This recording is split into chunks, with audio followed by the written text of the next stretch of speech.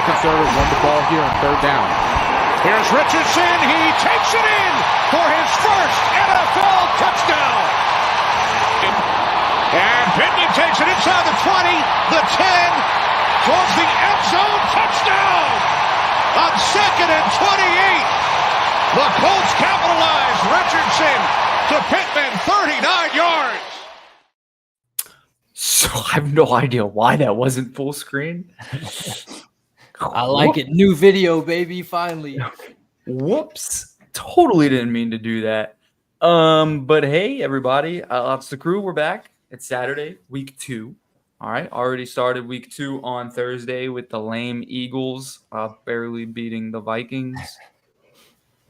A surprisingly close game. I think a lot of people figured Philly would dominate, but I thought Minnesota was due for a bounce back, and then they try. I mean, Kirk tried, but man, it's just too much to overcome.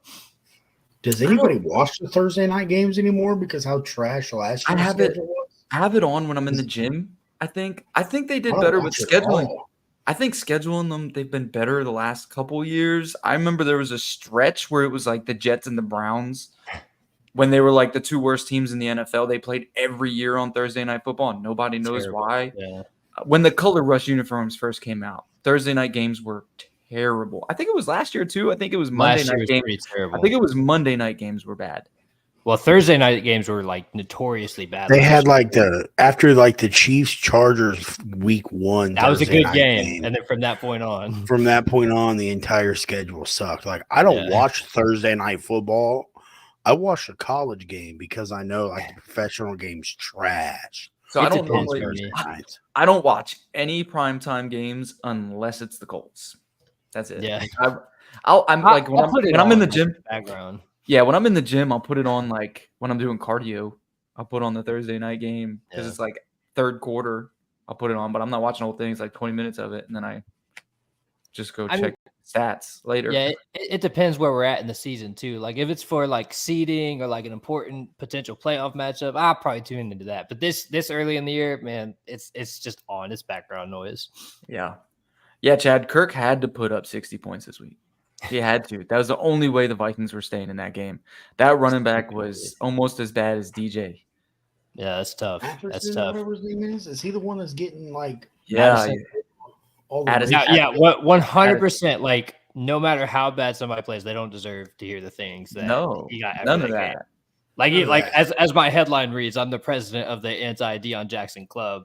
But that's because I didn't like the way the guy played. I would never come at him as like a person. He's probably a really nice guy. Like nobody deserves to hear that after a game. So that was pretty messed up.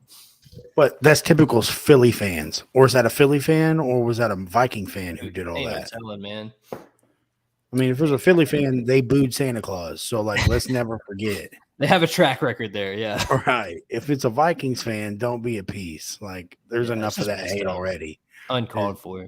Yeah. Plus, like, the dude's talented. Like, he had a bad game, but, like, we've seen flashes from him before. I mean, I don't know. Give him a chance, bro. It's only week 2 now. Like, let's not run the guy out of the league, Now, granted, it is interesting, too. Like, Minnesota is kind of in the same position as us with running backs where, I mean, we haven't gotten rid of JT, obviously, but the fact that JT hasn't played for us and we're seeing, like, the other running backs because running back is so replaceable and he looks terrible. Like, Minnesota's kind of in that same point where they didn't want to pay Dalvin Cook, got rid of him, and now it's like, was he really that replaceable, man? I don't know. So maybe the running backs have an argument about what their payment should be moving forward.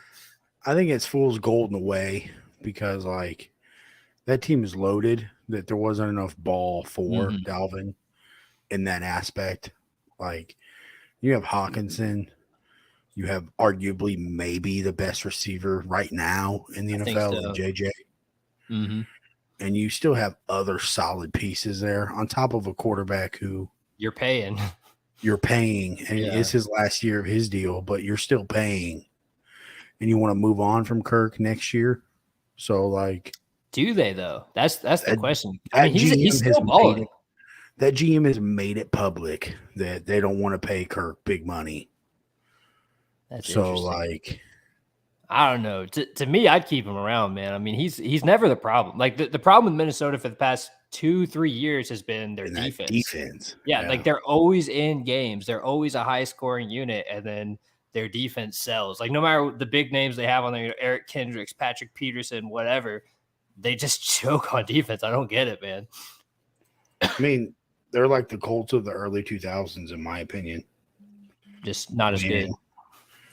Right. Offensively, we were loaded, and then we had no defense for years. And then we, they draft 100%. Defense. And I don't know. I just look at it like I see why they moved on from a salary cap standpoint. But at the same time, like the guy's never been a starter before at running back. Mm-hmm. I think Matherson or Madison. Alexander Madison. I'm not 100% sure. I just know that like he was kind of doing that Tony Pollard stuff was in Dallas. Mm-hmm. How Tony Pollard's going about it, but they're two different athletes. Like how Dallas handled their running back situation, in my opinion, is perfect compared to how Minnesota handled it.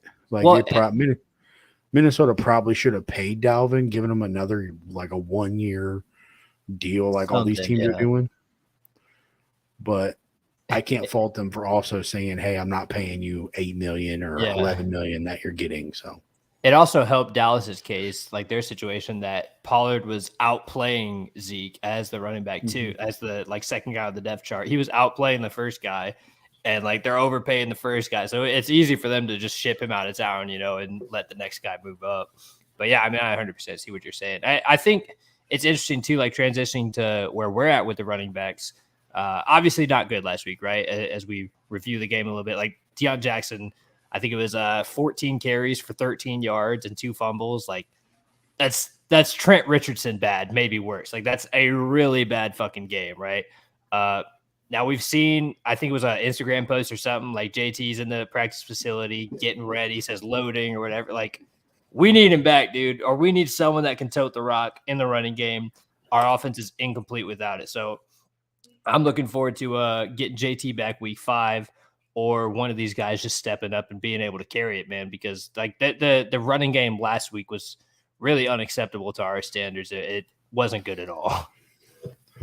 I think that has a lot to do with the running back itself and the right guard position, because as you know, DeMarco was breaking down tape this week. I said the right side of the line gets 0 push.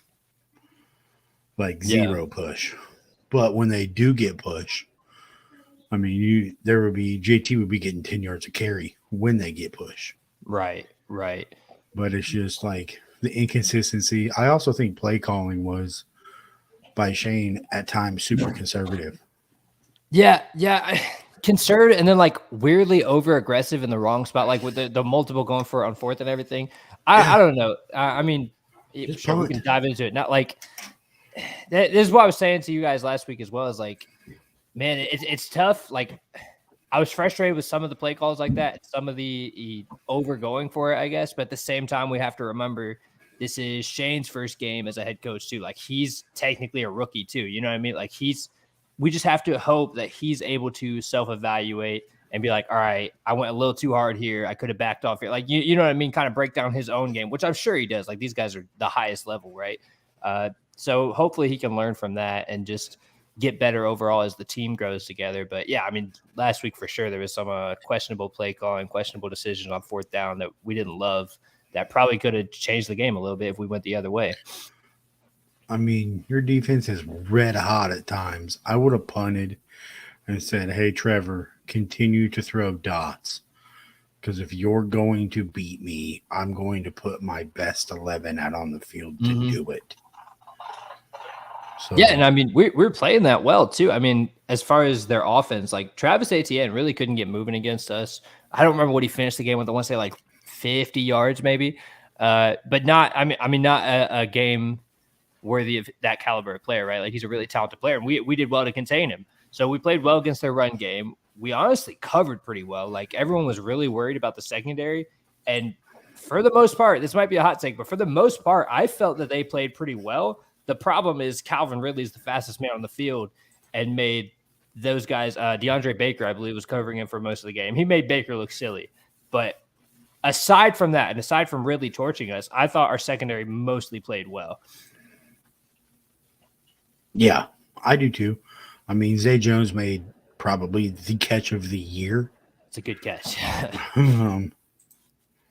Leading candidate so far. Right. I mean, made an incredible catch. And then once they put Kenny on Ridley, I don't know if they just stopped targeting Ridley. I don't know if Kenny actually locked him up. But, you know, his targets went down, obviously. Mm-hmm. So, yeah, I mean, it's hard to say anyone locked him up with the day he had, right? I don't remember the exact numbers, but I know he torched us like he was Kiki Kuti a couple years ago. You know what I mean? Like he was just dotting us up all over the field. So I mean, credit where it's due. Like Calvin really smoked us, and Trevor Lawrence is becoming one of the more accurate quarterbacks in the league. So if you give him 5 yards of release, right, you give him that much space to Ridley, he's gonna hit him. So we kind of made it a little too easy on that end. But again, like the other guys, like Evan Ingram didn't have as big of a day as I was worried about. Zay Jones had that big catch in the end zone, but beyond that, I don't think he really torched us like I was worried. Christian Kirk was like a Alec Pierce out there. You know, he was like a non-factor. I don't even know if he had a catch or not. I don't think he had a catch.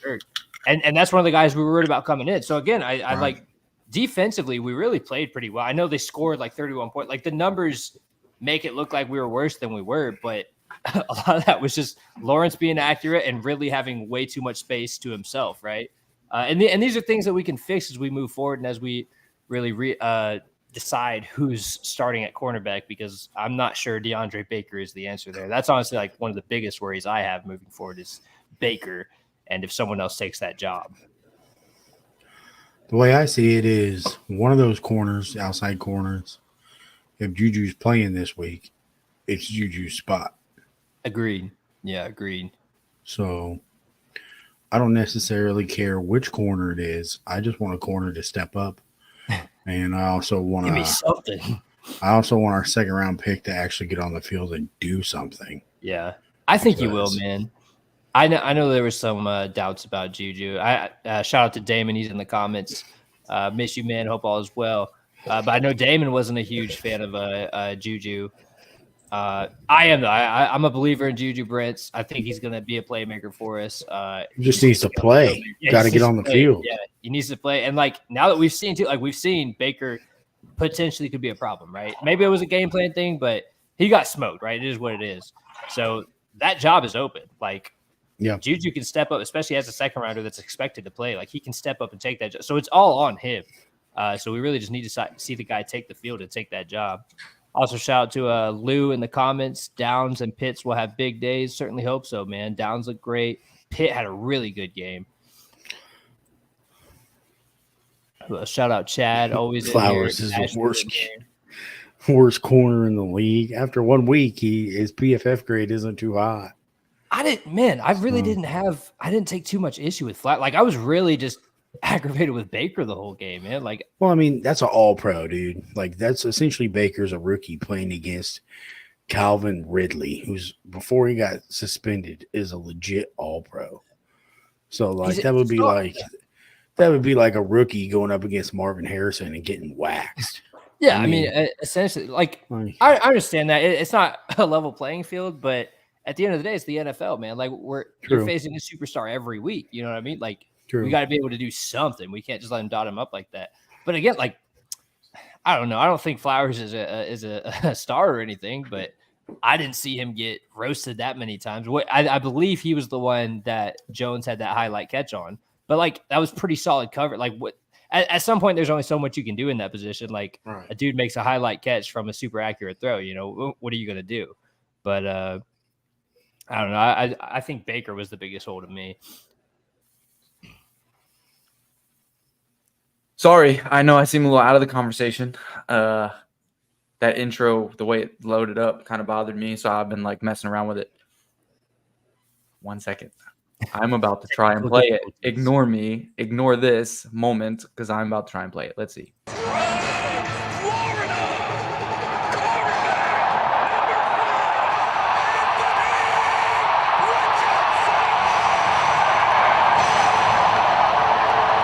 going to stay conservative, run the ball here on third down.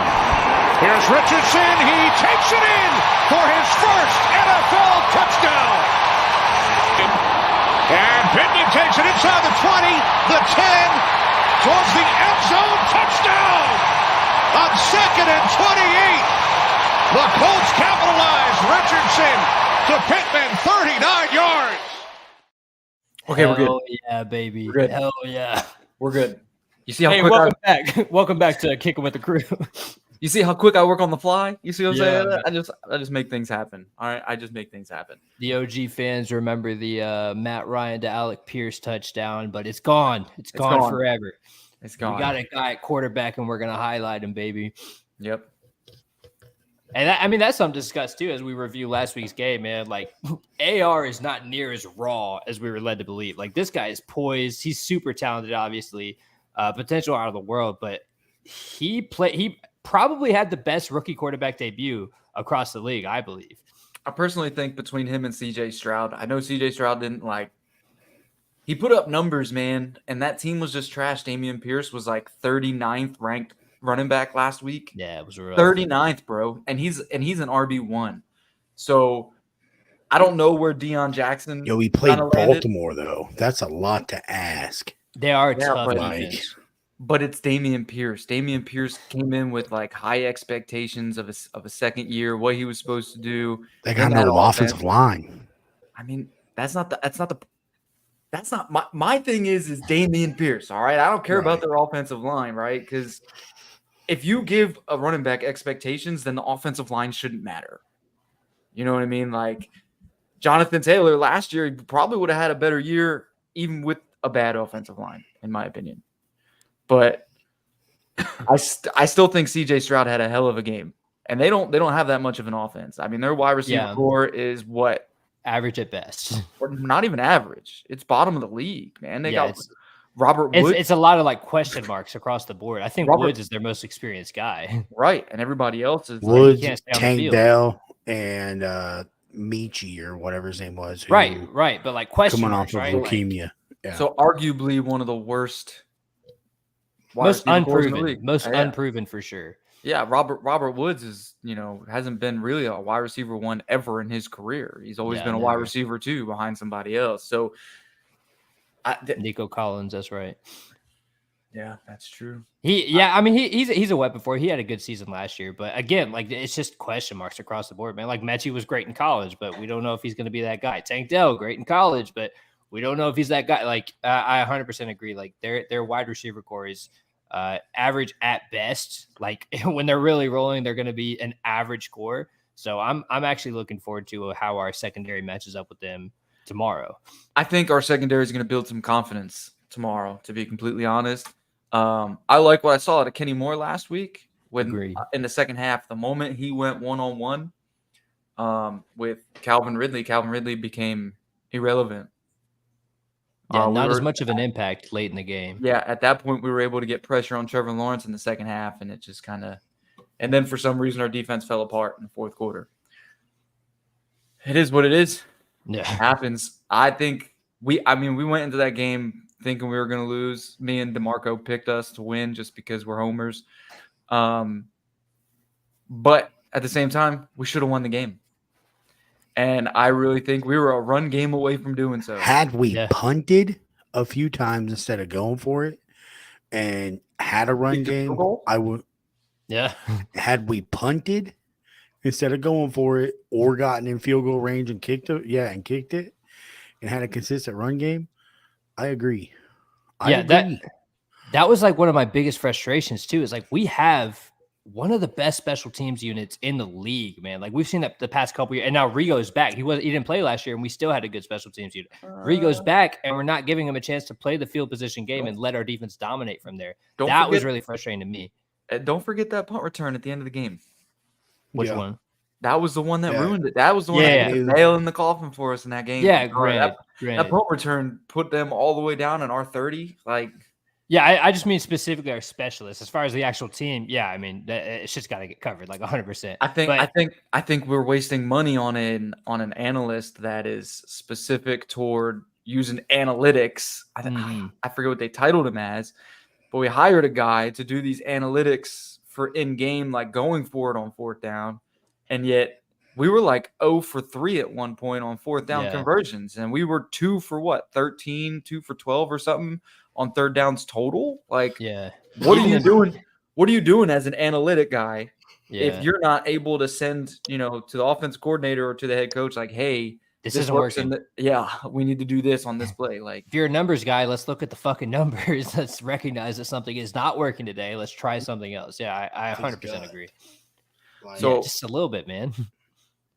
Damon, I agree. I do think Blackman looked a little sketchy in the first half. When he dropped that pick. Yeah, when you go back and you watch again in the second half, he was definitely more solid. I think the secondary played better as a whole in the second half. So whatever jitters they had in that first half were gone by the second half. James, you asked a question. Hi, guys. Do you think we will win and hopefully we get off to a good season now? I do think we'll win, but I still think we'll have a losing record. Do you think Taylor is going to stay? I don't. I think that ship has sailed. Yeah, I think Taylor's here, man. I don't think he's going anywhere this season. I think he's going to play for us, and I think he's gone after next season, if anything. He's not getting traded before week 8. There's no way. Yeah, I agree that he might finish the year out, but I don't think beyond that, I don't think he. Well, even after that, we have the tag. Like it's going to be on the Colts if he goes anywhere. You know what I mean? He's not going to be able to just walk. Colts don't use the tag, man. Yeah, I think if they believe they can get something in return for Taylor and he still wants out by that point, I don't see any reason why they wouldn't. I know it's been years since we have used it. I agree. It's just, man, like there's no way you just let that guy leave. Like I think 100%. If we're still in the same position by the end of the year, which by the way, I'm optimistic that we won't be. I think if he starts playing and things start clicking and they start talking to each other and like solving this shit without his dumbass agent around, or maybe he gets into it, I don't know. Like, I think this is still a mendable situation. I don't think it's any worse than the whole Lamar Jackson thing was just a couple months ago. And now Lamar Jackson, he loves it in Baltimore again and everything's all good, right? Like, I don't think we're that far off. I think this can still be solved by them just sitting down and having a talk. But yeah, I think he's here this year. I think he plays. To answer his question, I think we get the win tomorrow, but I agree we probably have a losing record overall this season. But after that, I mean, it's to be determined. I do want to say something that I keep hearing about, about AR, right? I think we need to chill with this whole, hey, man, you need to fucking slide bullshit. Because you go back and you rewatch the tape last week, he didn't take that many hits downfield. He didn't. He took like two or three. Couple, yeah. I rewatched the game, and he literally ran out of bounds more often than he didn't. He didn't try to force anything that he didn't have to. Yeah, toward the end of the game, he tried to run over a couple people, which he did, but he was trying to get the first down. I mean, you don't tell a guy to slide on fourth down. Like, no. It was fourth down. He was short. I'm not sliding there either. You do what you got to do to get that first down. I'm sorry. It's one of those things where, yeah, I get it. We all have that bad taste in our mouth because of Andrew Luck. But at the same time, yeah, you protect yourself. But when you're in you don't want to scare yourself from playing the game. Like Trevor Lawrence saying protect yourself, or all these analytic guys and all these reporters saying he needs to slide more. It's not like he was going crazy. It blew my mind. The dude ran the ball probably like 8 times or something. I can't remember the number exactly. And he ran out of bounds about 80% of those times. Yeah, I mean, I don't completely disagree. And in fact, to back up that, everyone was saying what a monster game Josh Allen had because he had 3 sacks, but 2 of those were, again, from Anthony running out of bounds. So, he was definitely avoiding contact as best he could. But, I mean, yeah, it's situational, man. Like, and I think that was one of the impressive things about AR too, is like he understands these situations very well for a guy that doesn't have a ton of game experience. Like he knew when to just lower his shoulder and go for it. Granted, at the end, it looked like that hit kind of shook him up a little bit, maybe bruised it. I think it was like a bruised knee, bruise, whatever. Nothing serious though. He just kind of like got shooken up. I mean, hey, welcome to the NFL, dude. Like these guys are just as big as you and hitting you, you know? So yeah, he's going to have a little bit of that, but I agree. I mean, he seemed to understand situations well, know when to get down and when to try to get the yards and take the hit. So I'm not too worried about it, especially at his size. I'm not overly worried that someone's going to hit him and Andrew Luck him, you know? I'm going to nitpick just because I'm going to nitpick. Two things I've noticed where he can avoid the extra hits. Right, shots fired. Where he can avoid the extra hits. AR, I commend you for standing in the pocket. But homie, when you're hot, get that thing out quick, man. Yeah. Get that thing out quick so you ain't got to take a useless hit standing back there. That's a non-needed hit that I think people are talking about.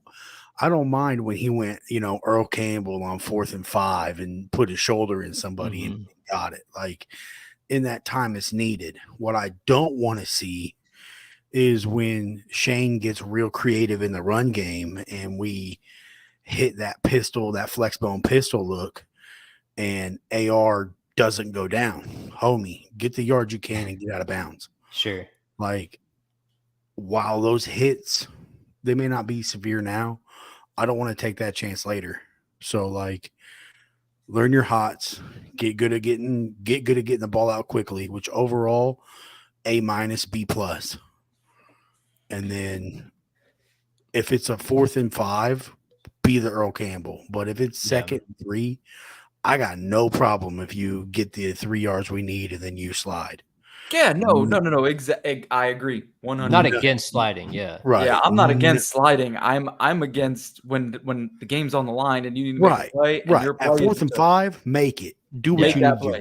That's football. But I don't need the extra yards on like first. Yeah. If it's 3rd and 18, if it's 3rd and 18, and we're down a score and we need to get that first down, and you have a wide open left field, you're doing what you got to do to go get that first down. I don't care. Right. That's what I don't need the extra yards on 1st and 2nd. You didn't get drafted because you slid. Right. Your scouting report had nothing to do with you sliding. It had to do with that run where you broke tackles and your arm strength. So you do that. You do what you got to do. You got drafted because you can run the ball and will help you throw the ball.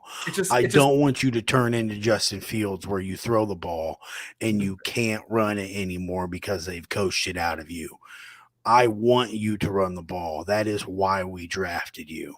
That's what I'm saying. Like, it just drives me nuts when everybody was hyping up the fact that Trevor Lawrence said that to him. Like, Trevor Lawrence, you can't run like he can. Yeah, you can run. You ain't as big as him either. Yeah, like you're not as big. Yeah, you're not as strong. Like, I get it. Tell him to protect himself because he's got a long career. 6'6", but he's a $116. Yeah, he's sunshine, man. Like it was good respect to him. Like it was a very professional thing. Like looking out for him and everything. But at the end of the day, like Anthony Richardson is built like fucking LeBron James, dude. Yeah, like, he's probably gonna be all right. You play your game, I'll play mine. I'll slide when I need to, and when game's on the line, I'm gonna run over your linebacker. All right, that's what I'm gonna do. Now I will say, because we talked about getting the ball out quick, that was one of my few critiques of AR's game last week. Is the throw, like the overthrows he had, and the times that he really looked like a rookie was actually when he got a clean pocket and he had a lot of time. And it's like he overthought. Like you'd see him read, go back, and then he'd like chuck it and just kind of overdo it. But then when he was on these hot reads and like quick snappy plays and just going off instinct, he's balling. So if anything, he needs to just like take a step back. And like when he gets that time, dude, just calm down a little bit because it's almost like he overhyped it. You know what I mean? His best throws came out of RPO where they had to be quick throws. I mean, that Josh Downs throw where it was like 20-something, 30-something yard play was off of That's where he's most comfortable though. Yeah, that was a quick slant off an RPO. He read the blitz. Josh Downs read the blitz, and boom, that ball was out of his hands. For sure. If we don't have a run game like we didn't last week, that's what you need to do. You need to get the ball out quick because when the defense realizes, hey, these guys cannot run the ball on us, we're gonna send everybody. That's what happens. Then you start getting pressure. Then he's got to start scrambling more. Last week was a mess because of the run game, in my opinion. Right, 100%. I think that'll be improved though this week, regardless of opponent. Right, regardless of opponent, I think Shane and Tony Sperano and the offense really saw that. Damn, we can't run the ball. We've got to do something. So whether it's more scheme, they scheme certain guys open, or it's all NCAA crap. So I think it had to be with scheme, man, because we've seen Deion Jackson perform. We've seen him perform. It could be just a bad game from Deion not being ready, man. But it was a really bad game. Yeah, that Right. but he didn't even have the worst run game of the year. You know what I'm saying? Like of last week. So really, who's worse than him? A lot of people. Man, he had less than 1 yard per carry and 2 fumbles. He had a I mean, 1.1 yard per carry, did he not? That is a run. Either way, yeah. I mean, it was either 14 carries and 13 yards or 13 carries and 14 yards, but not a pretty day by any means. The weird thing is early on he was running pretty hard. He was getting 3-4 yards per carry early on in the first and second quarter. As the game went on, he didn't, and I think it was because we started getting limited on backs, man, because we ended up having Evan Hall went down. Yeah, I think that hurt us for sure. Then it was a DJ. I'm pretty sure DJ got a little banged up because some of the plays that he was running, he was getting hit by 3-4 guys at the same time and then getting pushed. So I don't know, man. A lot could have went into that run game last week, and I just want to see how they fix it because that's key. To me. I want to see Josh Downs get involved in the run game. That's interesting. Like jet sweeps and shit? Bro, he's so fast. You have to get him the ball. He's got so much wiggle. Like, there's things you can do to supplement a run game. So, like, I just see him, like, even Granson. Granson's athletic enough. I think if you got him involved in the run game, look out. That'd be interesting. I mean, we did see – I want to say there was a play or two where we did that Debo Samuel style, like 2 guys behind AR, you know what I mean? Like that dual back formation. I'd be interested to see more of that and maybe pull a guy like Downs down there. That was an AR touchdown. Yeah, that's right. That's right. I like that a lot. I think that's cool. Goal line. We even put somebody in motion too, so it ended up being like 4 different potential runners in the backfield at one time. Yeah, I would love to see more of that. I think schematically, I think we had a lot of cool stuff prepared. I think. Oh, snap. What's up, DeMarco? What up, bro? Hey. Welcome to the party, brother. Hey, your Florida Gators are cooking right now, bro. Oh, yeah. I'm watching Texas and Wyoming. Texas is not doing good.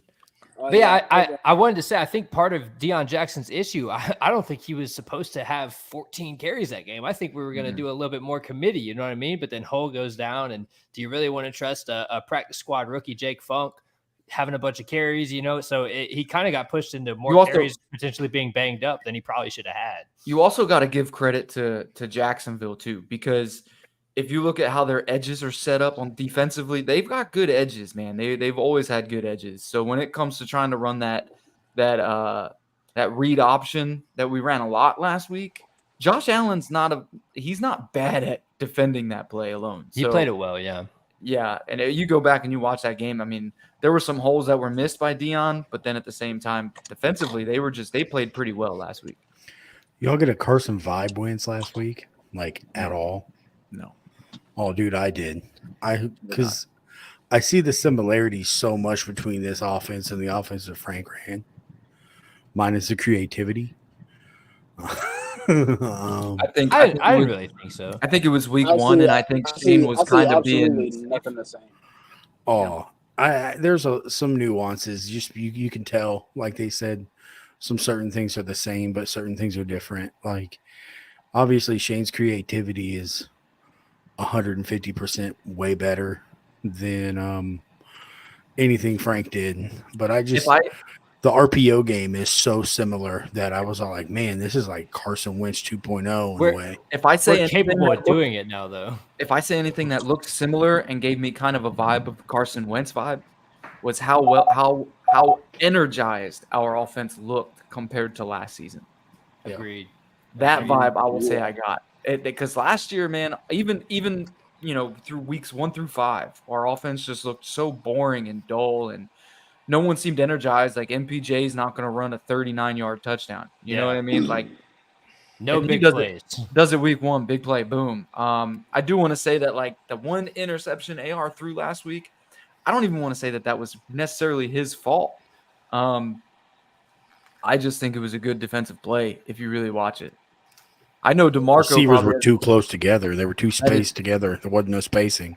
One was like on a corner route, and the other one was supposed to be a sail route, and Pierce sold it a different way it was supposed to be. It's supposed to be like the sail route was, or the sail route is clearing out for that tight corner, so that the corner route, so the corner who's playing cloud coverage essentially gets high load and by the flat player, and the running back who's a flat player didn't get out in time, and then AR kind of had to force it when the read was muddy in itself. So AR got duped, in my opinion, by a bad play call and terrible route running. Yeah. I mean, agreed. And we all expected a rookie mistake or two coming in. And it honestly, it took him a long time to have one. So I at that point, I think I even said to the group chat, I'm like, dude, I can't even be mad at this point. Like, he's Zach, played so well. Like, a rookie I think mistake we need is to coming. break down that play together, because I see that totally different. I just look at it from an offensive point of view, like from spacing wise. That's the only reason why I brought that up. Like I just watched several. It's not even spacing. If you watch it, so what happened is they played that cover 2, and Right. what teams are doing a lot of the time in the league now, they do it a lot to Patrick Mahomes and Josh Allen, guys who throw the deep ball.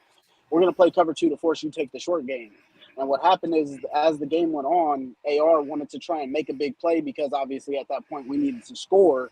He tries to force the ball in between that cover 2 and The whole shot. cover 2 flat, the cover 2 flat defender, instead of him staying down in that high low that you were talking about, all he did was float back and just make a great play on the ball.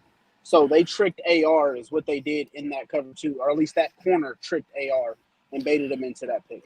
Oh, highly for sure. But I don't okay, in my mind, I think that there's no such thing as a perfect defense, and receivers always got to be right. So I agree with that. I won't disagree there. I want to respond to Dave Stewart here too. He said he had no touch on that throw. Don't give him a pass on everything. We're not giving him a pass on everything, but fans want to blame him for everything. So you get, I'm not on social media, so I ain't seen everything, but I can fully expect what people have been saying. And this right here, like, most people have been pretty positive with AR. There's a few, but my thing is like, to the biggest dumb part, like exactly to Matt's point, is everybody said AR couldn't throw short passes. He couldn't complete a 5-yard route. He threw 53% in college, and then he came into the preseason and threw 40%. And then all he did was go out and throw 64%. So why do we still got to complain? Well. Like, why does it always have to be, oh, he didn't do this, he didn't do that? Like, 64% got baited. 64%, and he went 2 for 1, in my opinion. 1 passing touchdown, 1 interception, Right. and a rushing touchdown. Right. He had it in the game. Imagine giving the guy a run game, how much better it would have been. Yeah, and I mean, in fairness too, like we're not giving him a pass and everything like that. That's what we were talking about a little bit earlier too, Dave. We talked about like the couple of times that he did drop back and have like a clean pocket in time. Is we almost saw like too much touch on it. We saw him overthrow a couple guys. Like by no means are we saying he's a perfect game, perfect court, but I mean it's hard to fucking throw everything on this guy, man. Like first game and he came out and balled out. So I think overall like a very positive debut for AR. I would say like a B+ grade, honestly. Yeah, and I think that even that throw that he threw, there's only a few quarterbacks that are making that throw in that cover 2. And that'd probably be Joe Burrow. Hey man, you food shopping? Yeah, dude, you going shopping on vacation tomorrow? This man's on the show at Wally World. We're going international, baby. I had to come in. But yeah, like Joe Burrow, maybe Mahomes. There's only a few that are making that throw. Hey, Chad says, don't forget the bread, bro. Oh, yeah, the bread is on the Gators right now, man. Y'all see it? Shout out to Jim L. Pumphrey. Says, I believe any kind of running game, we win that game. Yeah, 100%, man. I think by the way we played in the plays we called, we expected to get more out of the running game and then grow on that, and we just weren't getting the yards that we needed. We weren't eating up the yardage that we wanted. So yeah, it was a tough spot to be in, man. Yeah, we didn't have as much balance as we wanted to. Most balance came off of AR running it off the edge and things like that. And we've all said it, that if we had a run game, any type of run game, if we had, I think I said it to DeMarco, if we had 60 or give me 60 yards from any running back, Yeah, collectively, 60 yards. yeah. 60 yards. It's That's a all I different wanted game. It's a from different the game. running back room, and we would have won that game. 60 Yeah. That yards. would have put us over. That would have put us over 100 as a team, and we could Yeah. easily guess AR would have averaged more when he was already averaging 10 yards per carry. Yep. But I mean, I'll say too, man. Like we talked about this as a group after the game. Like you don't want to like be the moral victory guy, but at the same time, like it was a good feeling to be in a game and be frustrated that we should have won the game, as opposed to being frustrated that it's like, man, we were never in that game at all. You know what I'm saying? So there's certainly Right. been progress made. Also, welcome into the Chad, comments. the palm trees are not that great. They're there, baby. Also want to welcome Jim. I'm pretty sure he's a new viewer. I don't remember seeing his name before. Welcome, brother. I would say, as far as the moral victories, though, I would say for some people who don't think we're going to be good at all, like the 3-win people, Zach. I think have this 4 is a great moral wins. vehicle.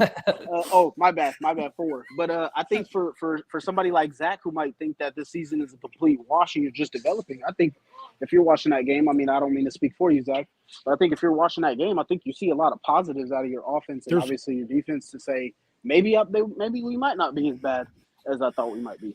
There's way more positives. If we play like 500, I think if we play like that consistently, we're a 500 ball club. I could agree with that. Yeah. Like if we obviously improve, because this is where teams improve the biggest from week 1 to week 2. So like if we improve and we get, a solid run game, then I think we can be a problem. But I still think where I have as a 4 wins. So with that, we'd be a 5 to 8 win ball club, which I mean, that's still something to be pretty proud of. That's Coming where I off got of us. the trash season. You're the only one who has us below 5. But I have us below 5 because I have major questions still about the offense. Sure. Yeah. Specifically the offensive line. I mean, major questions is completely fair, but I think what we've seen from week 1 is that like we have the formula, man. Like we know what we need to do. So now it's just on Shane and the coaching staff to make these what I think are easy fixes, really, and get us just clicking and moving more. Obviously, get the running game going. I think a big part of that is the right guard and the offensive line. I 100% agree. But like I said, man, we've set the formula now, and it's a good formula. It looks good. We just have to build on it. Like it's a good foundation to start with. But I think by week 8, we'll be looking at this team in a completely different light, and we could potentially be competing for something. Tristan Marquis, nobody knows what's going on with Juju. I too would like to know what's going on with Juju. Would love to see him play. Because, he's been held out for personal reasons. Yeah, and they said he wasn't ready. But, I mean, if you're going to draft him in the 2nd round, I need to see returns. And he's got to be ready. He's got to be ready. Let's see. We got a couple comments in here. Dave says, agreed, he did well. I got a bit tired of Shane saying everything is on him. Guys are young. They make mistakes. Shane needs not to say he and schemes are to blame. Lots of positive from that game. Yeah, I mean, that's just being a good coach too. Like he's obviously going to take it all on himself. And this is what we talked about opening the show. Is like he's a rookie too, technically. Like this was his first game as a head coach. We saw a couple questionable calls, a couple like fourth down calls that we didn't love. But just like any other position, it's going to take time from him and from the team as a whole to really click. But I mean, I think that's just being mature and being a leader and just taking it on himself. I mean, it's his team after all. So I had no problem with that. I would also like to say, at least we didn't get that Frank Reich. We had a good week of practice crap. 1% better, baby. Right. Yeah, I was just go ahead, DeMarco. Say, I know he took a lot of that blame, but I can guarantee you from the way that he's spoken, he's holding people accountable who didn't do their part. For sure. Like the way he is spoken, he's letting people know, and when he makes a mistake, he's just letting it be known that was on him. Dude, and one of the most encouraging things I saw on the game, actually, if you guys remember, we tried to do that quarterback sneak push, right? I want to say it was 4th and 1. I don't remember if it was a 4th down or not, but I know it was 1 yard to go. We didn't get it. And the camera cuts to Shane, and he's pissed, man. He's yelling. He's all red in the face. Like, that's what I want to see, because exactly what he was going to say is, like, he's going to start raging about it. He's gonna hold guys accountable. Like, that's what we need, man. I do have a question. We all saw Philly dominate the quarterback keeper last year. Yet nobody in the year this year has done what Philly's done. No one's brought in like an extra offensive lineman to push. Like, is there some unofficial gamesmanship that got passed in these Yeah, meetings? I'm pretty sure they changed the rule There's because something like- about it. because Like of being how able they to push did the it guy, right? Because I remember they made a huge like Philly rant. pushed. They would bring in like two guys that were tackle Yeah. eligible at like the upbacks, and they would push Hurts forward. And yeah, Indianapolis was the closest team to get super tight doing that, and they didn't do that at all. I'm pretty sure So you're not that's- allowed to push anymore. I'm pretty sure they made that. They like changed that rule during the offseason.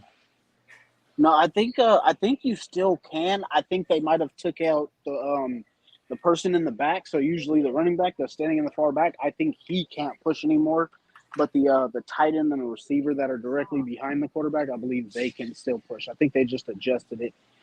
But when Zach was talking about how they panned the camera to Coach Steichen, that was because he was absolutely pissed about not getting that 4th and inches. And who was it? I want to say it was George Bremer who asked him and was like, "Are you going to continue to go for it on 4th down and stuff like that?" And he started breaking it down, and then he was like, "But on 4th and inches, we're going to go for a lot of those.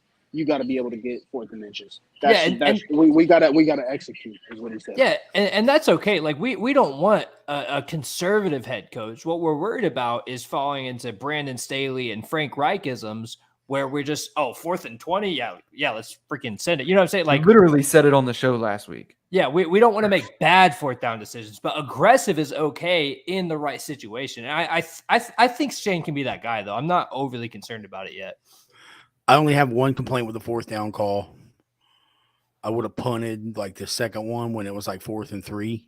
Agreed. But beyond that, besides AR going like Earl Campbell late in the game, beyond that, I'm pretty okay with going for it, especially with the defense playing as well as it was. Mm-hmm. I mean, yeah, I agree, Zach. That 4th and 5, I didn't like that one either, because there was a couple of times where I watched where we should have punted, and it easily would have helped our situation, or kicked the field goal, and get points, right? And that would have helped us win that.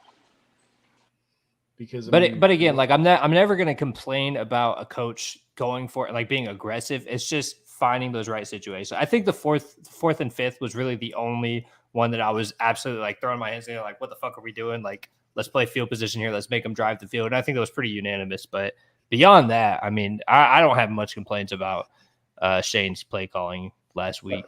Like I said, the analytics guy, you literally have a guy that's in your ear just for those situations. And a 4th and 5, you should speak up, man. Yeah. Should have listened to your analytics guy. Don't go. Hey, Shane, this isn't working for us. It's that easy, man. I like what Dave Stewart said. Should have Shane challenged the spot of the ball on that QB sneak? I think so. Yeah, I would have. What? It was so damn close. I mean, I don't know. But the play before it with Deion Jackson's spot on the 3rd down. I saw a lot of people commenting that it was a bad spot. I didn't go back and review it. But I know a lot of people made a lot of noise about that.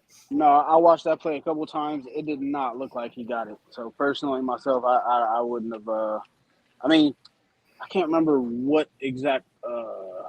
What? I think it was 3rd quarter, right? Is that the one? I don't remember. I'm pretty sure it was 3rd quarter, and it did not look like he got it. Mm-hmm. Either way, I didn't have too many issues with Shane's decision making last week. I thought it was mostly positive. No, it was week 1. I think it was a game that he just wanted to see what we were capable of doing on the field against a team playing full speed. I think the halftime adjustments were definitely noticeable, mainly on defense. Offensively, I think we still should have had some more adjustments, especially in the run game. Going into the second half, figure that shit the fuck out. Hopefully, they figure it out this week. Because if they don't, I'm going to be sitting there doing this. No! Yeah. All right. Had to get your thing in. Had to get your sound in there, Matt. Been too long. Hey, shout out to Tristan here. Great comment. Franklin played lights out, 18 tackles. Yeah, that's a guy that we haven't talked about at all. That deserves a lot of love, man. Zaire Franklin. Can I do it? so it's like 3 weeks ago, I said there was competition in the linebacker position. And 3 weeks ago, DeMarco and Zach annihilated me. Just came at me from all angles. How was it competition? I said trade Shaq, and you're like, no, don't, because I was like, we got Zaire and EJ. I mean, I'm not there. I think Shaq played well too. At one point, I just wasn't really sold on Zaire, and then, no, we can't get rid of that guy. All right, we gotta keep him in Shaq. Don't touch the running back. Don't touch the linebacker. Let him play. Hey, Zaire had some pop to him too, man. Like a couple of those hits, you heard it. Like it was like the first series. I think Calvin Ridley got wrecked. Yeah. Like we have something cooking. No, that was Jamal Agnew. Jamal Agnew got popped. That's right. That's it. He caught the ball out of the backfield. That was a shoulder shrug. That was like, sit down, bro. I mean, Vilma got hyped, and when Vilma gets hyped about hitting, you pretty much done a good job because, in my opinion, he's a borderline Hall of Fame linebacker. As long as you're trying to knock somebody out of the game, right? Yeah. No, mine is Bounty Gate. Marco. He had a flashback to his glory days real quick. Let me go ahead and comment on this one. Dave Stewart here says, how about the last drive? I wanted us to take the 3 with over 2 minutes left and 2 timeouts. We needed a field goal and a touchdown. Take the 3 and either onside kick or kick deep and use the timeouts and 2-minute warning. That's my only coaching second guess. I don't second guess his decision to go for the touchdown. I don't, because this is why. You were already down on the 1-yard line. Right. I think the play calling on that last series of downs was a little questionable, but I think you go and you get the points that are hardest to get first. Then you kick the onside kick or you utilize the timeouts, because the issue is like getting in field goal range is a whole lot easier than getting back into the end zone. So if you're already down there within the 5, I'm sorry, but a field goal is a waste. And it hurts you more than it does going for the touchdown. That's just me. I know a lot of people disagree with me on that situation, but when you look at it from us sitting on the couch, yeah, sure, question it. He could have kicked the field goal, got the easy points, and then kick an onside kick or whatever, try to get the ball back. Sure. But now you got to still go down and score 7 more points. You're within the 5. Go for the touchdown. Go for the touchdown, and then you get it. I mean, potentially could have gotten it if AR didn't get hurt. We would have gotten the 7. Nobody would be questioning it. Sure. Yeah. I mean, I also agree to Matt's point. This is pretty much what Jim wanted as a coach. So just like how Matt was talking about with the analytics guy, this is what Jim Irsay wanted. Coach Steichen had commented on it, and he was talking about the whole analytics of it. And he said he would go with his gut. So he'd listen to the analytics, and then he would take his gut feeling into it. And this is what Jim Irsay wanted. So if that's your gut feeling and you trust it, you go with it. So that's where I'm at with that. Yeah, but so he's talking about you leave yourself 10 seconds left with the amount of time that you utilized on the clock, and that's fine. But in that situation, I'm still going for the touchdown. You plan to only use 1 play to get into the end zone. Yeah. I mean, I think it's one of those things too, where it's like he makes these aggressive calls, and if it works out, he's a genius. But it didn't work out, so now we have to now we question it. Yeah, so yeah. I mean, that's just being a head coach. Yeah. I 100% get it, but yeah, I mean, looking back, mathematically and going through the time you would have everything, on Madden and everything, it would make sense, right? Take the field goal and then drive the field. Get this, I completely understand where Dave's coming from. That's kind of where my head was at too, but. On the field, it's a tough spot. It's you want to just be aggressive and go and win the freaking game. So I don't know, man. I didn't take issue with it, but I understand where he's at. There's a different way we could have approached it, but that's probably just not Shane's style. He's gonna go for the kill. Right. I mean, we could have kicked the field goal. We could have done, what Dave's saying, and I mean, I agree with him to a certain point. I wouldn't have been mad if they'd done exactly as Dave did. Right. Exactly. I'm not mad. I have I'm fucking watch the games upstairs on my bed, okay, on my little phone. So I have zero. You gotta upgrade, bro. You gotta get a TV I have screen. zero actual credibility when it comes to talking about this. Sure, yeah. But from a from a coaching mind or a coaching aspect, which I think that's how Dave's approaching this. Yes, I would do exactly as you said. I would take the 3, and then knowing that my defense is playing as good as they are, I would take my timeouts, save myself some, and hopefully allow myself enough time and a timeout to get multiple shots at the end zone. I mean, that's literally. I think Zach Moss is back tomorrow. Yes, we need it. We need something. And yeah, Dave, just so you're tracking, man, we're not here to tell you that you're wrong at all. You know, all of us. This is what this show's about, man. It's about agreeing and disagreeing and voicing your opinions, discussing. Like, that's why we came up with it. We just wanted. You should see us around an hour and a half mark. These debates get after we've had a couple drinks, bro. We just want people to feel free to be themselves and express their mind about football. Like, I've gone at it with Matt, DeMarco, Trev, Damon when he's on here. He was just on here. Where'd he go? If you're looking for a debate, just ask DeMarco something. DeMarco debates with everybody about absolutely everything. And DeMarco won't admit when he's wrong ever. No, don't do me like that. He won't. It depends how much he's drank that night, but I'm the same way. Sound effects, bro. We got a couple comments in here. At least we had Steichen calling that play, because if it was Frank Wright, we all would have been scratching our head on what play were we calling? Not that he called it, but what the hell was the play? Yeah, that's my biggest thing is like at least we're past that. On that last series of downs, like after we got the first down, after AR ran for that first down, what plays was Shane thinking? Like, especially when you put Gardner in there. What the heck you got Gardner running around rolling out for, bro? Like, come on. You have Gardner here for situations like that, and we already had him down at like the 1 yard line, and Gardner couldn't put it in the end zone. Like, yeah, I wasn't a great look. I mean, it's a tough spot to be in. Your QB1 goes out. You got to switch QBs right there. So I'm sympathetic to it, but I agree. Like, we absolutely should have got the points there. But that's just one of those things, man. I think it's an easy fix. I think we just need to refine some shit. I wasn't angry about it, but I agree. Like, that's something that absolutely need to be addressed. Yeah, that's when I go back to my point about I originally wanted Tyrod Taylor to be our backup QB, so the offense wouldn't change too much going from AR to the backup quarterback. You keep that same type of mobility or somewhat similar type of mobility. You're not completely changing everything just in case. Yeah, they're very different styles, which is what was weird about signing Gardner. I like Gardner as a player. I think he's a solid backup quarterback and everything. But as far as what you're talking about stylistically, like he's not the same as they are at all. Like, he's not the same build, not the same play style, anything. So it definitely changes stuff up, which can be an advantage if we plan to it. But when we're forced into it because AR gets pulled out for an injury or whatever, it makes shit weird. It makes shit awkward. So I think that could be a problem for us potentially.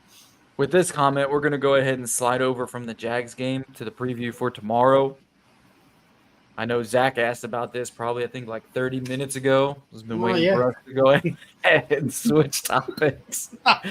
He got tired of talking about the Jags. So Jeremy here is asking, do we think AR throws for 2 touchdowns tomorrow? Potentially. No, I think he rushes for 2 touchdowns. I think that's more realistic than him throwing the ball, bro. I think Shane wants to get the run game going tomorrow. Like, we got a bad team. Let's focus on the fundamentals of football and just run the piss out of it. So yeah. I think he gets another one to Pittman, which I really liked his game last week. I need that consistently from him to step up and be the guy. I think he gets one to Pittman, but beyond that, I think we're really heavy in the run game, especially in the red zone. So maybe not 2 touchdowns passing, but overall, I think we'll probably have like 3 touchdowns. So, yeah, man, I think Pittman definitely played like a vet last week. I mean, he had 89 total yards. One of those was 39 yards altogether, so 50 yards on. He looked good. However many catches he got last week. So 97. Oh, it was 97 total yards. Yeah, I'm keeping count because all of the Calvin Ridley lovers love to talk about how elite and how dominant he was, even though he only had 4 more yards than Michael Pittman Jr. So I'm counting for the haters. He also only had them in the first half. he got shut down by Kenny Moore in the second half. So whatever Jag fans so are all thinking. the Michael Pittman Jr.'s haters can eat that. Yep. And then Kenny Moore, gotta show Kenny Moore some love. But yeah, man, I agree. I think MPJ does get another one tomorrow. I want to see something out of these tight ends, bro. We've got so fucking many of them. And last week was kind of like, yeah. I mean, Mo Alley Cox. There was a play early on where Mo didn't catch it. AR had a couple overthrows. To be fair, Granson had a couple of solid catches from what I remember. Didn't see much for. I know Ogletree had one like really athletic looking catch. He looked good, and then he goes in the concussion protocol, so we didn't get to see anything else from him. But yeah, I mean, overall, I agree. Like the tight end core was kind of like you don't hate it, but like you want more from it because these are all young guys that are supposed to be able to go. Yeah, man. I mean, Cox. we kept what 5 of them, and not one of them. We really need something from last them. week. Yeah, right.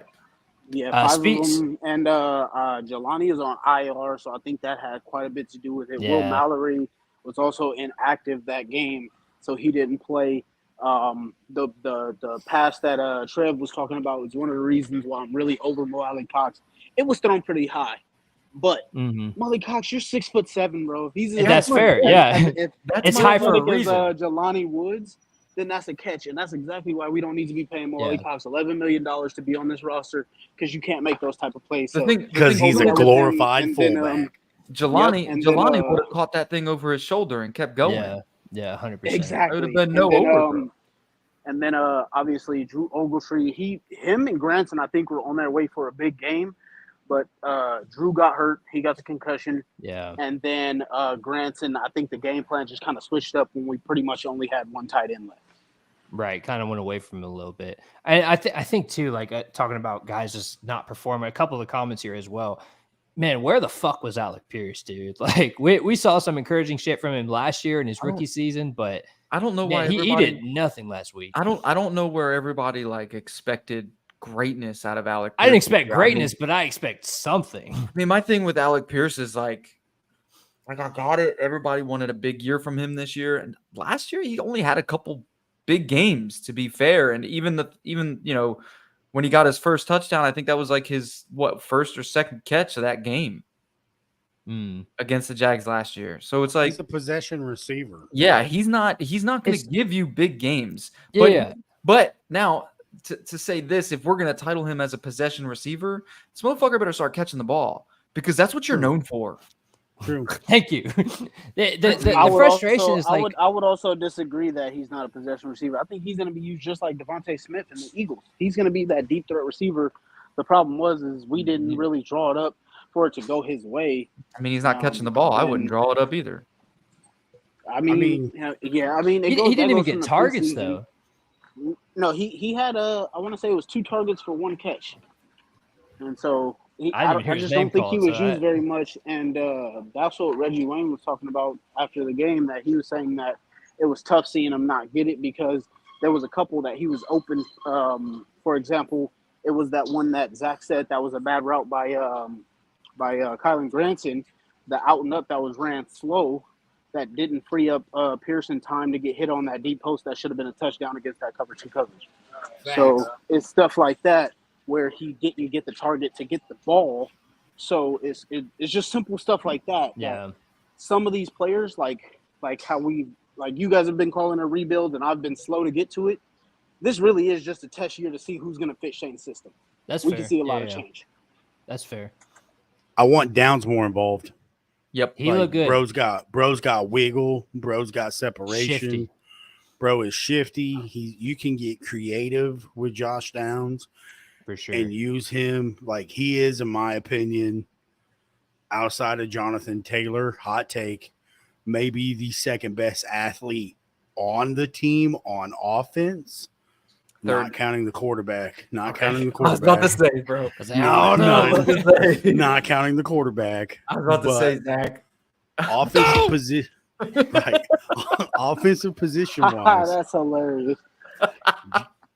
Josh Downs, in my opinion, needs to get way more involved because he's instant separation. They need to figure out how to use him and put him put him in situations to get it done because you can unlock him instantly. He's more than just run deep.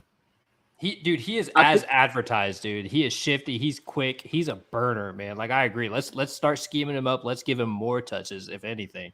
I'm 100% with it. Part of that problem is the simplistic offense. Somebody else had asked that in a question in the presser. These guys are asking some pretty good questions, to be honest with you, about the offense. It's still pretty simple, and they were wondering when that stuff is going to open up because if you look at how the system is designed, a lot of the running and stuff, that fits these big receivers like Alec Pierce and Michael Pittman Jr. Sure. It doesn't really fit Josh Downs as much. So they got to figure out how to use some of those RPOs and those quick screen actions that they use for Granson, and then the early conversion to downs that he had that was almost a touchdown. So, agree, Josh. He's a really good player. We got to find ways to get him involved. That's what I love about Josh too, though, is he's like the opposite of what we usually get. That's what I loved about the pick. Is we have all these like big wide receivers, blocking dudes, possession guys, high point guys, and there's little Josh Downs just burning everybody, man. But like, I like the versatility in our receiving core, and I want to see more of that moving forward. He is what T.Y. used to be when T.Y. had the ability to separate and actually do something other than run deep. Hopefully. Dude, if he's T.Y., I'm all for it. I mean, last week he was 3 receptions on 7 targets. So, I mean, he was involved. Yeah. And again, like a lot of this is just going to be refining, man. Like by week 8, a lot of this is going to look sharper. So I know we're getting a little ahead of ourselves, dubbing him the next TI, but just as far as like build and quickness, right? Like that's kind of the type he would fit in. I don't want him to be the next TY. I don't think. Well, I want him to be better, but I mean, TY was a product of Andrew Luck. That's all he was. Ain't nothing wrong with it. He was pretty good at it. Won us a lot of games. I mean, Pagano's system when he just got sent downfield. That was it. I don't know. No, actually, I don't like any practice squad receivers. I think Josh Downs is a more complete version of T.Y. that we saw in the later parts of his career. Like he was more of a burner. I think Josh Downs is more of a route runner that has speed. Yeah, that's the number one thing that like jumped out to me was just his shiftiness running these routes. He's so quick cutting, man. So I'm really looking forward to getting that guy more targets moving forward and just opening up that offense because he looks like he could be legit. Dave says, "Hope he's TY tomorrow versus Houston." Yeah, 100%, man. We need a Texans killer back in the house. Hey, you see my name? That's what I hope he is tomorrow to be like TY. Absolutely, bro. I think it's coming too, man. Like, if you guys want to move into predicting the game tomorrow, I honestly, CJ last week he looked all right, a little more hesitant than AR maybe, but overall, like I know they're playing the Ravens. I know the Ravens are a good team. I know it's week 1. Granted, all of that, but overall, we look like a much better and much more prepared team than the Houston Texans do, and I expect that to still be true tomorrow. Like I expect to go in there and come out with a solid win. Trev, you do know CJ may not play, right?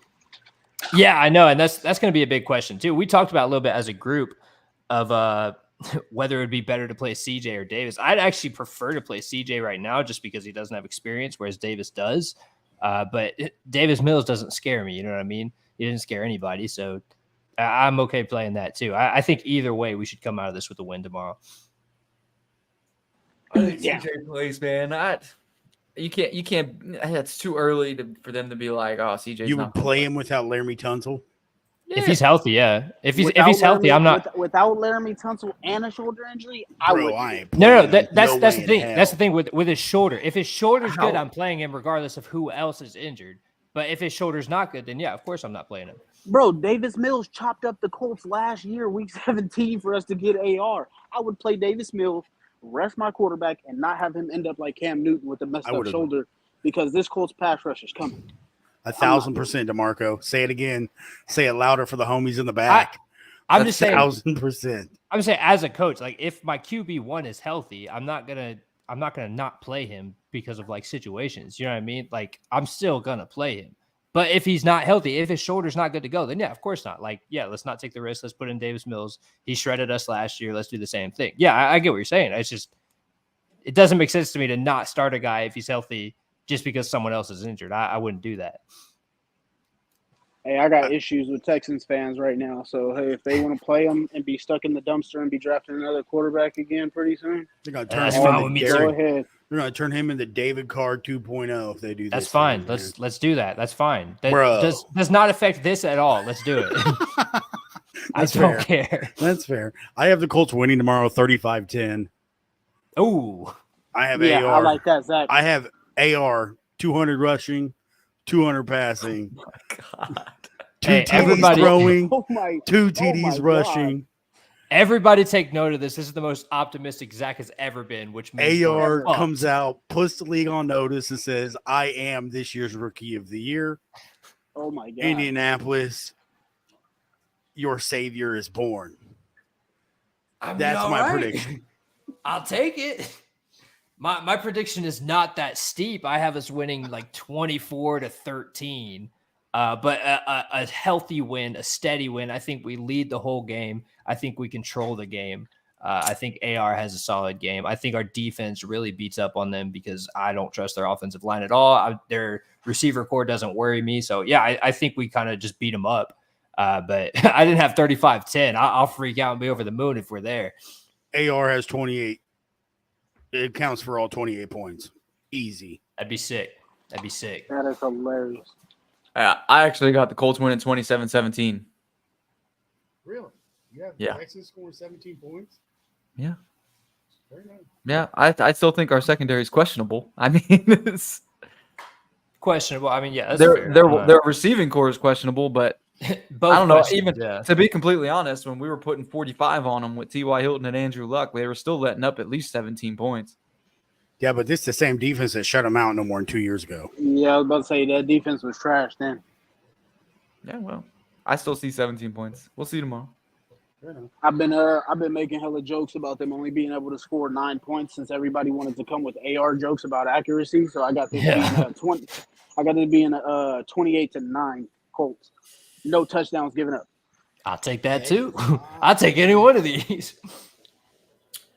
All right, so well, that's our locks for tomorrow, or for the Colts game actually, because our locks are a little bit different. Across the board, Colts win, baby. Bank on it. Across the board.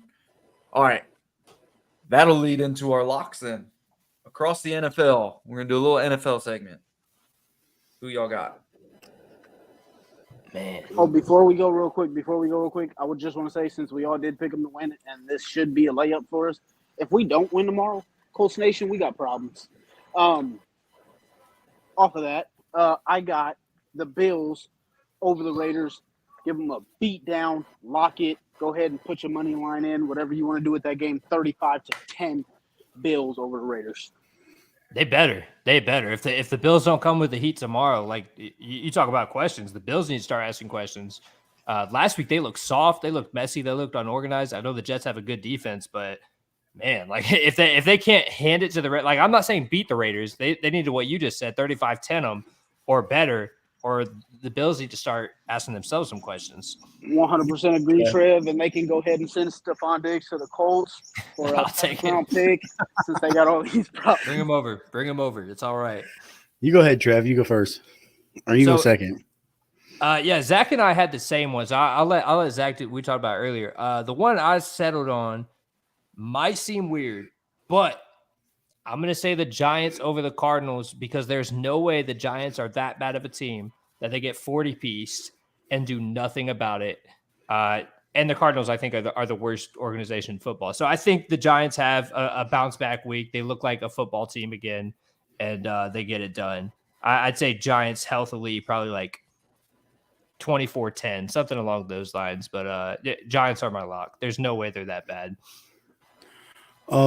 I was going to do the Chargers in Tennessee because, I can't stand Tennessee fans. Bro, that's 2 weeks in a row that you said that was my other lock. So that was my other lock. I'm changing my lock to my second lock, which is I have the Washington Commies beating the crap out of the Denver Broncos, like 31-28. Hey, brand new Broncos, huh? Just beating, not beating the crap. You said 31-28? Yeah, let me change that.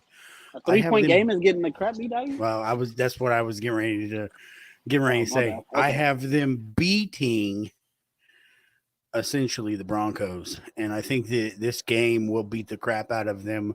Be the Broncos because it's a psychological game. I think they trade for what is it, Mister whatever he calls himself, Russell Wilson, dangerous, yeah, or Mister Unlimited, yeah, Mister Unlimited, but he can't score 20 points.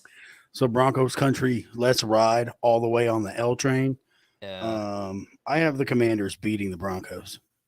I do. Dude, the only thing I disagree with your take is you have the Broncos scoring 28. I don't think they know how.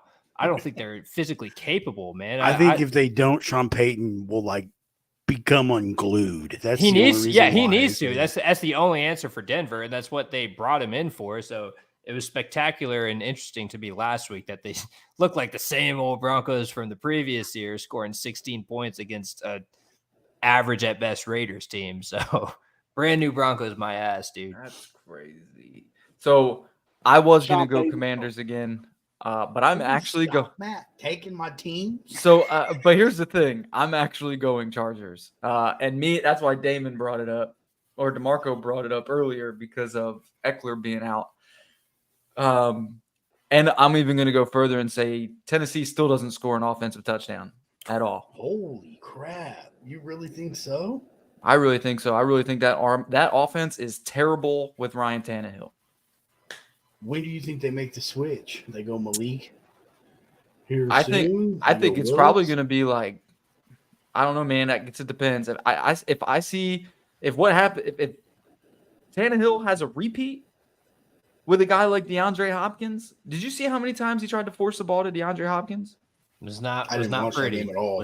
It was not pretty, bro. He tried to force it to him. He had 3 picks, right? Yeah, and DeAndre Hopkins was not open any of the times he tried to throw him the ball.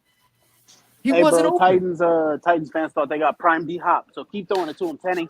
You love to see it, bro. You love to see it, bro. Even Derrick Henry is not Derrick Henry. Are they using him as much as they used to?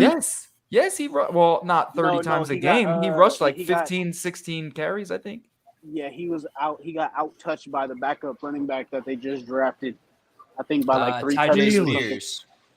Which actually, to their credit, Spears looked pretty solid, but still, he's not Derrick fucking Henry.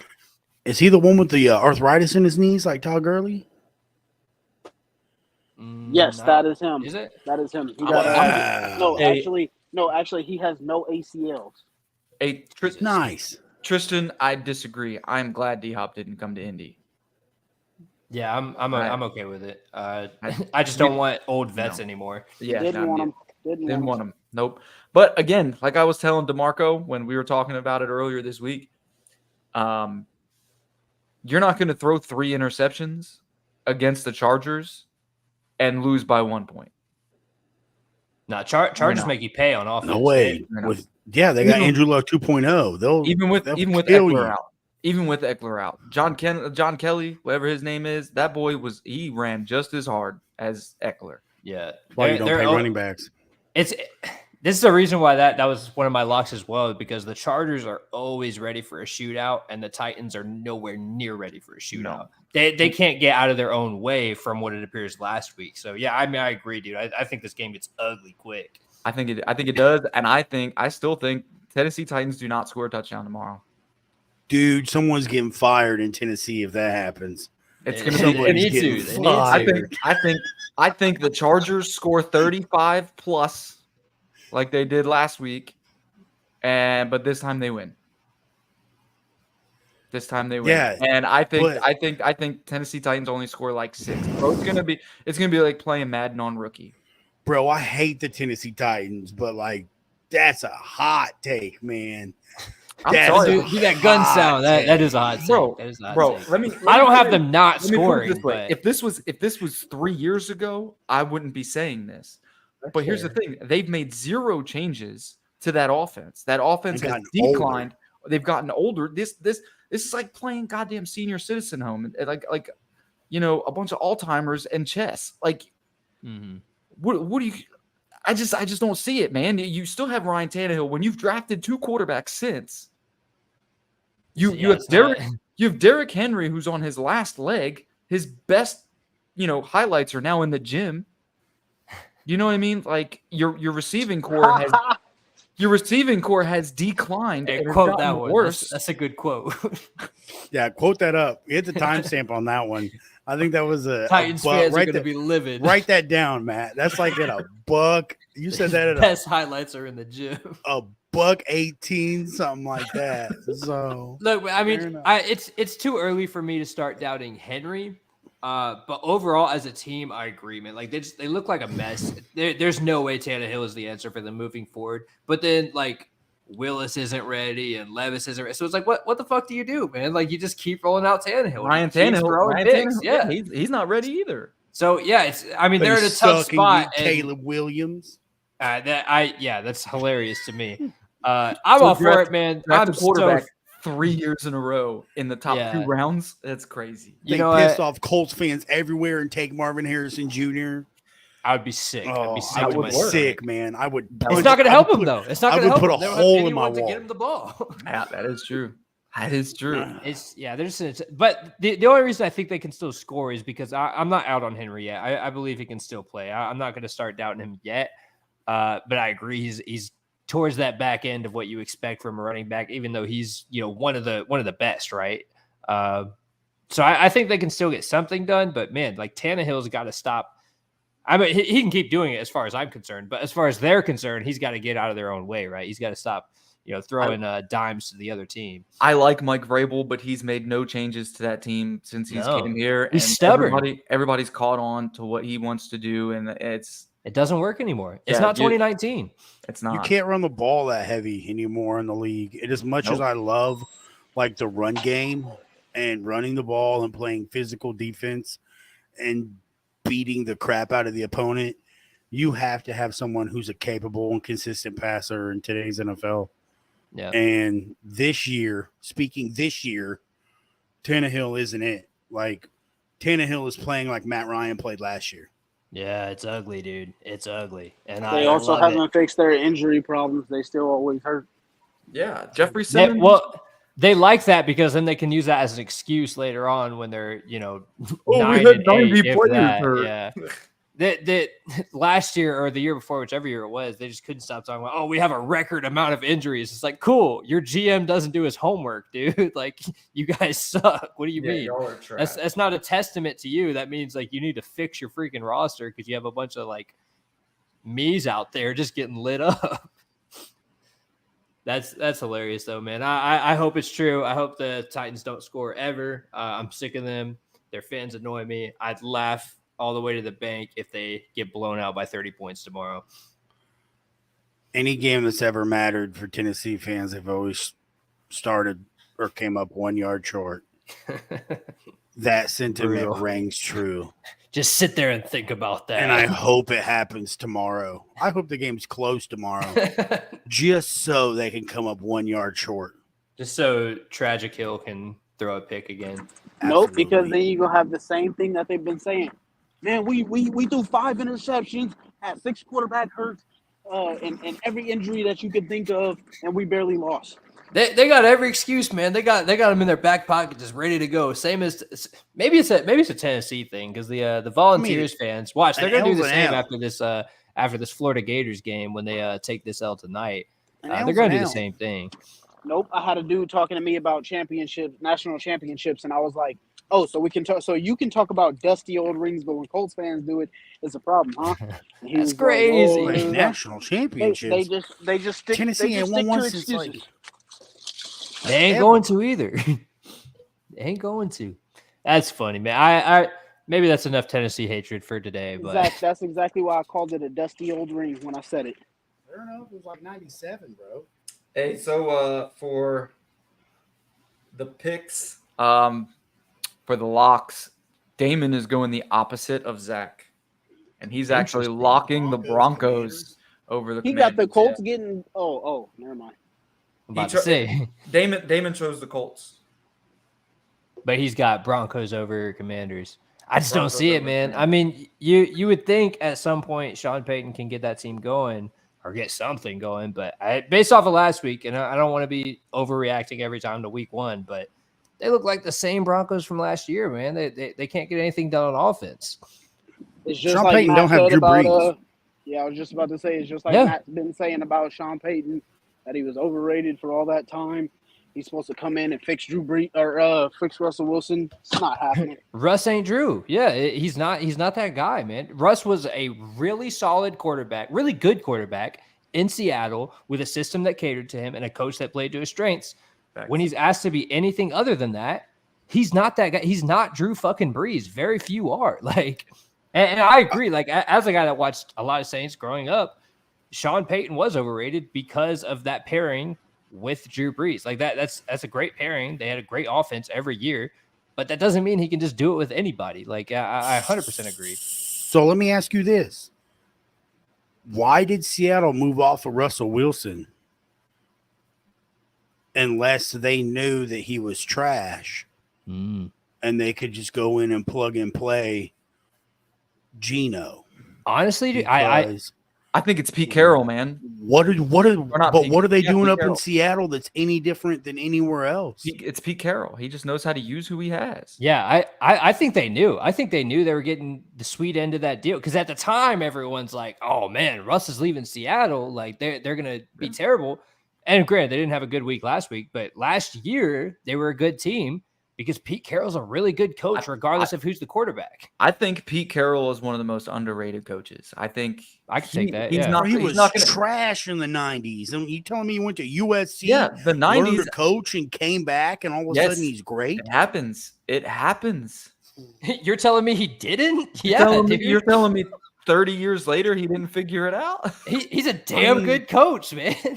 I just think like at USC, no offense to Marco if you're a University of Spoiled Children's fan being from California. Nah, he's a UF guy. I have zero ties to USC. You did not. All right, fair enough. Fair enough. You bought all that talent, all the recruiting violations, Reggie Bush, all that stuff at USC. And you're telling me he learned that I just got to keep practice light and play music really loud and act like a 20-something-year-old. There's more to it, man. I'm magically gonna go to Seattle, and he's a player's coach. But even beyond like the attitude, and like playing to the guys. He literally flipped Seattle from being nothing to being a dynasty, arguably. Arguably one of the best teams in football for 4 years in a row. The 2010s, yeah. Then you took some injuries, and then you get rid of Russell, and now you've got Geno Smith, a guy who hasn't made it work in 10 other teams. He made him a Pro Bowler. Made him a damn Pro Bowler. I mean, he's got the most accurate quarterback in the NFL last year. Yeah, facts. I mean, I'm just scheme, dude. That's coaching right there. Yeah, that's scheme. That's scheme. It's just amazing to me because like good for Seattle for getting Denver to bite on that hot garbage that is, Russ right now. And I say this, and Russ will go out and play the game of his life on Sunday, but I don't think so. But I mean, it's just to me, it's just wild to think like that. Like it's wild. Holy crap, man! I mean, thanks for pointing that out, Dave. The reason they didn't run the ball was because of who? Russell Wilson wanted to be the hero. Wilson. Yeah. Crazy. Yeah, Marshawn Lynch on the 1 yard line. They'd have 2 Super Bowl rings. Russ would still be a Hall of Famer and hyped. Yep. He needed the movie highlights, man. Yeah, I think it was the Pat McAfee show that said it, but they talk about like Russ acts like what he thinks a quarterback in a movie would act like instead of just being himself. And that's like the most accurate shit I've ever heard, dude. Like he 100% every day of his life thinks he's in Friday Night Lights. And more often than not, it's the funniest shit ever. I think it's his wife. I don't know, man. But it's something. She is a superstar herself. Like because maybe he's just competing with her. Because he married, like, I don't know Russ personally. I assume he's first class. But like because he married Sierra and all of, her stuff, he felt like he had to match her energy. Maybe. So maybe he's like he wanted to be the Jay-Z to her Beyonce. Right. That's hilarious. Hey, Shout out Levi. Shout out to Levi West right there. Do we have one of the best underrated defensive lines in the league? Yes, we absolutely have the most underrated. Yes. last year they hit the what was it, the second most sacks in franchise history, and this year they get even better by adding a more all around defender and Samson Ebukam, and then you get healthy guys to come, and you have healthy guys come back and play. Absolutely, this D-line does not get enough love, especially Grover Stewart. Quiddy Pay is going to turn it up to another level, and DeForest Buckner is just a monster. He's the most underrated D-line in the league. We arguably have a top 5, maybe top 3 front 7. Bro, we have, in my opinion, we have a championship front 7 and a top two front 7 in the NFL. Name a better defensive line besides San Francisco. Hey, Levi, keep it here, man. We're talking about him. We're all about Zaire over here. They won't talk about anybody from Indy until Indy starts winning. Outside of San Francisco, name a better front 7. Until somebody requests a trade, Matt, and then they'll start talking about Indy all day. Yeah, now all of a sudden they care, but like meanwhile, they've been cooking. All right, this front 7 is nasty. They won't look at our successes until we win. As simple as that. 100%. If we and they won't even look at it tomorrow.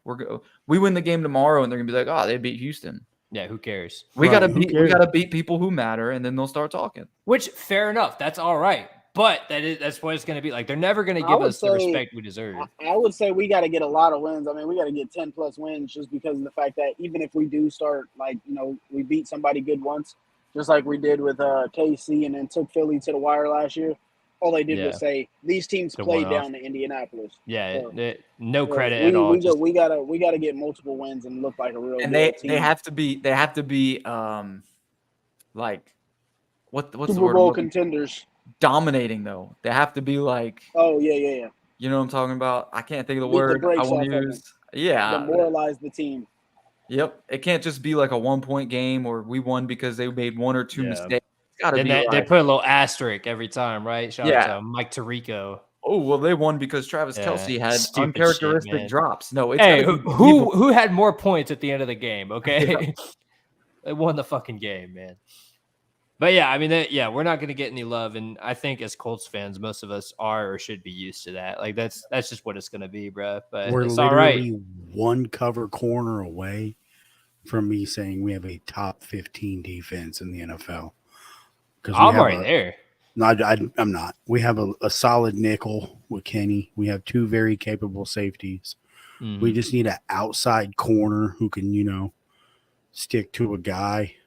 And then I would argue we're a top 15 defense on paper. I mean, honestly, I don't know. I think, if you look at what we did on Sunday, and I can't even tell you how many times people have said that the Jacksonville Jaguars have one of the best wide receiver corps in the league, or they're going to be a top 5 receiving corps in the league.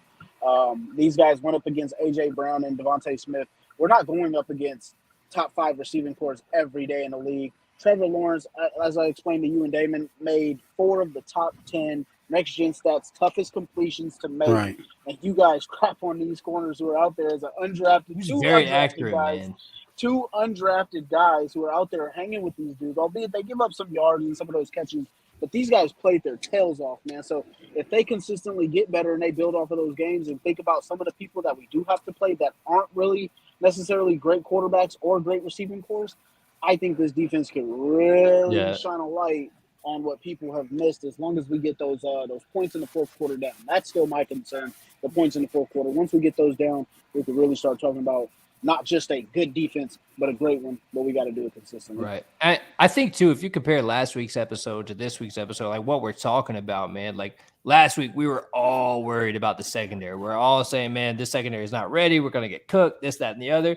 This week we're like, it might be all right. This week we're worried about the run game. We weren't worried about the run game. We were like, we're going to run the ball to be able to throw the ball. And this week we're like, oh, shit. Well, now we need to figure out how to run the goddamn ball. Deion Jackson, what the fuck are you doing, man? Yeah, so it's just different, man. But I don't know. I have faith in our defense. I don't understand some of the hate that Gus Bradley's gotten. I know he runs, like people say he runs a vanilla defense.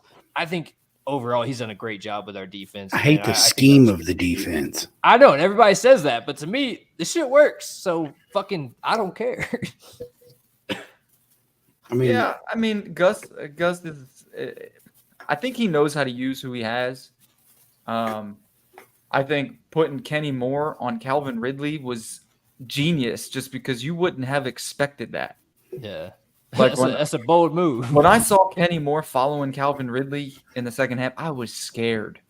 It worked. Me too. And, like I didn't even watch the first like quarter. Like I had Red Zone on, and then I was whatever, and then all of a sudden like my stuff started working again. I was like, cool, put it on, and we were getting torched. And then second half, Kenny Moore is on Calvin Ridley, and I'm like, great, here we go, here we go. And then all of a sudden it was like their offense couldn't move the ball. Yeah, no kidding, man. What else we got? He says, on the other side of the ball, I was shocked we dropped Mike. Maybe y'all can help me understand this. I don't know why the Colts fan base loved Mike Strahan so much. Yeah, he was a big dude. He looked cool, I guess, but